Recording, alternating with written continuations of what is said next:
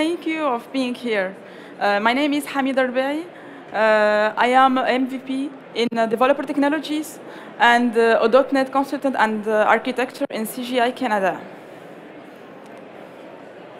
3 years ago, I was close to a team working in a project where the client requests a backend part that will use an embedded application to get some notification and a mobile application for users and the front-end part that will display some information for administration panel. The company wanted to start by some research junior developers to minimize the costs, and after 6 months of work, the client requested a demo. So in this time, they figure out that they needed to deploy all the work, and they have to buy a server and to do the demo.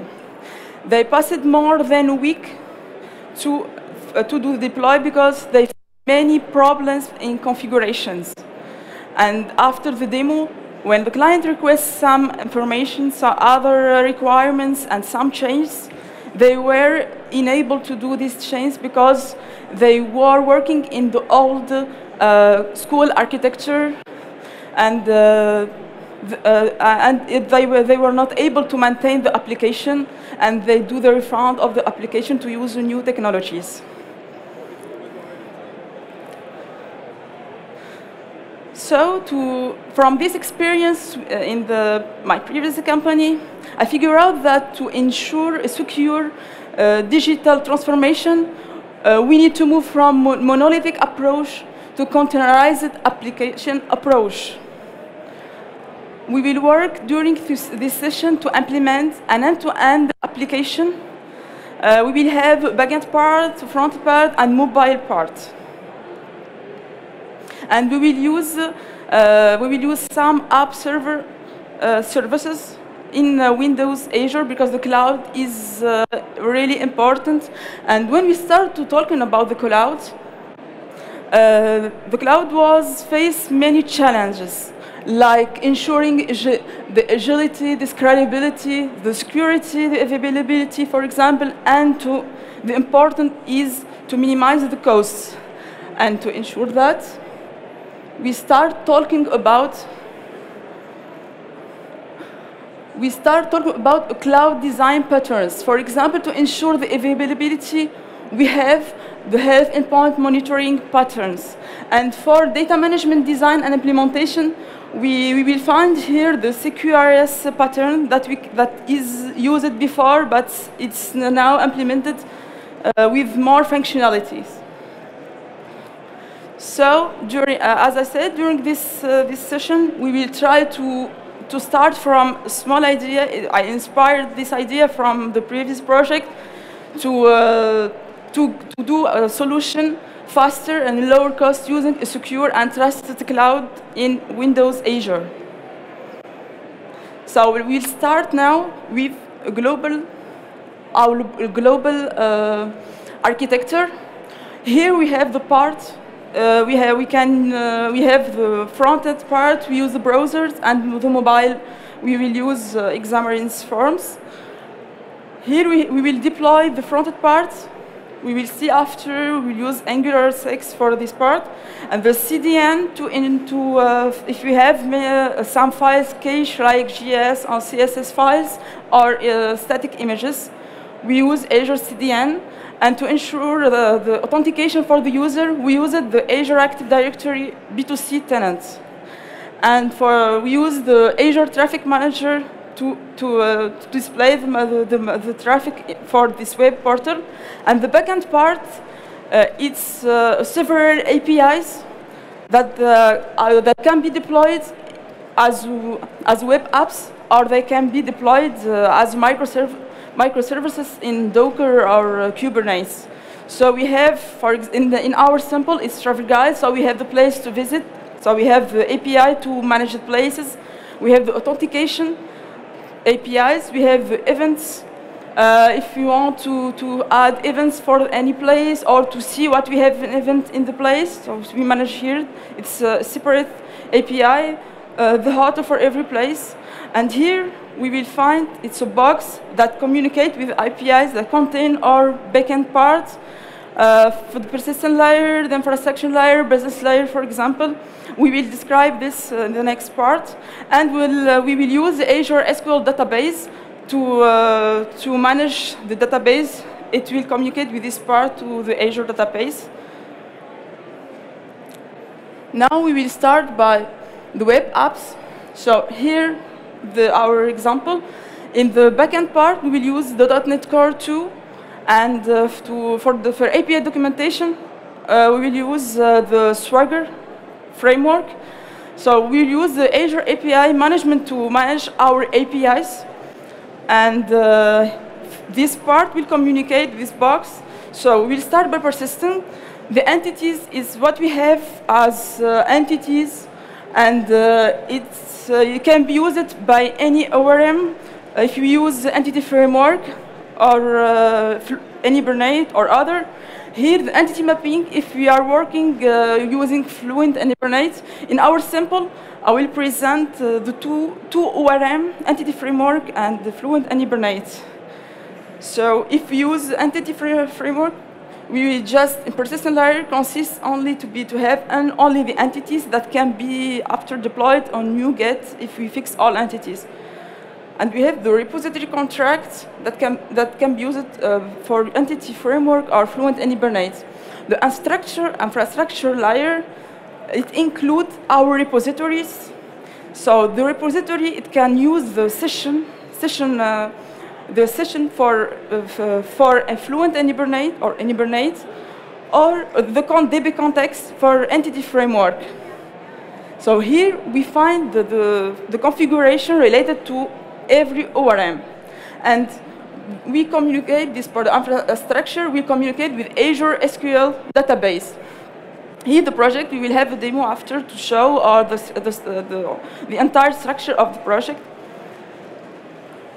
Our front-end part, it's built using Angular 6, Node.js, TypeScript, and it will be deployed in web portal. And we use, as I said, Azure CDN to manage static images and caches like JS or CSS. Our mobile application, we will use Xamarin Forms and the MVVM patterns. We have the view models and the models, the views, and our services will consume our APIs using HTTP clients. And we can use some converter like date converter because date changes from place to place. And now, when I worked using Xamarin Forms, I'm using the plugins that Microsoft deployed. But now we have a pre-release of Xamarin Essentials, and the plugins will move to Xamarin Essentials. So in our sample, I tried to test some APIs. We have until now 30 APIs, cross-platform APIs, to be used for your mobile applications.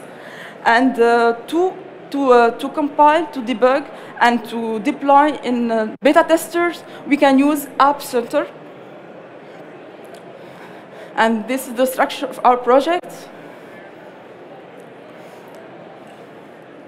To deploy the web part, the front-end part, Angular, where we have Angular, we can deploy it on web app, but the API, we can deploy it as a web application.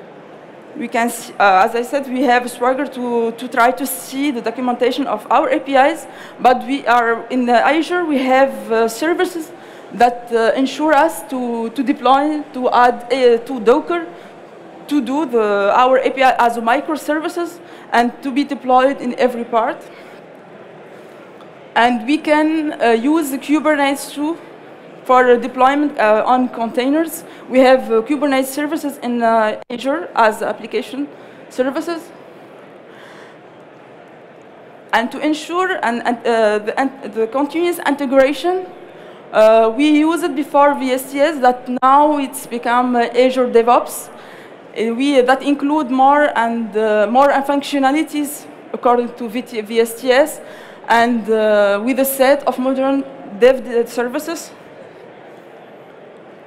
And here I will show you the demo. Okay. This is the structure of our project.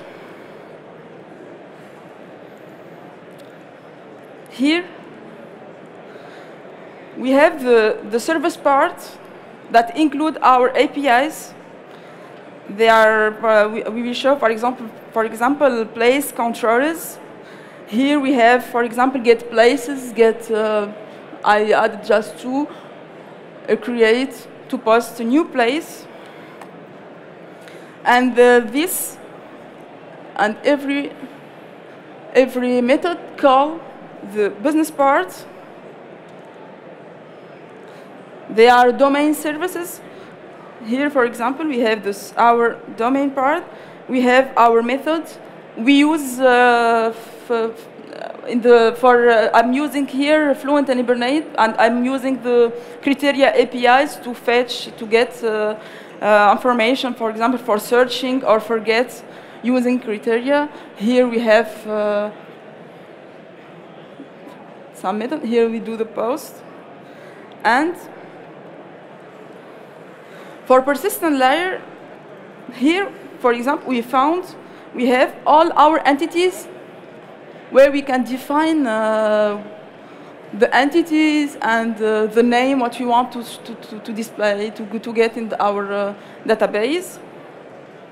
And because I'm using, in this example, the Fluent NHibernate, so we can use this one, the classic use, but I implemented the way to do an auto map to be able to not use map and reference and everything. You find this implementation here in the infrastructure. So here in the infrastructure, we have the unit fork, we have our repositories. Here, we found how we use the criteria API. It's an API inside the Fluent NHibernate to ensure a better search for data.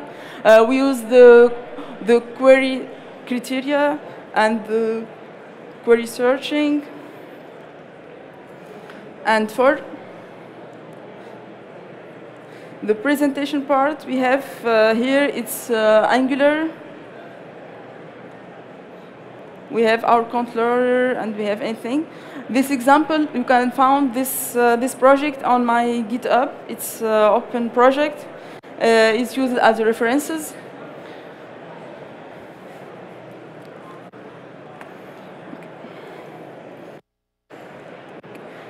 Now, if you want to use, for example, entity framework, here I added another project where we can add our entity framework context, our repository-based context,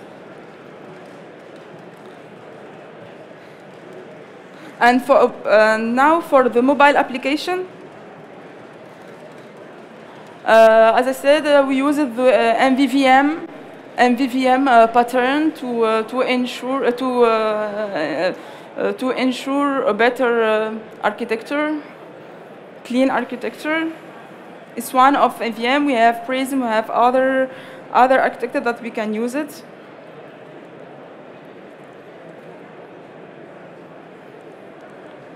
Okay. Here we can find more data. Okay. So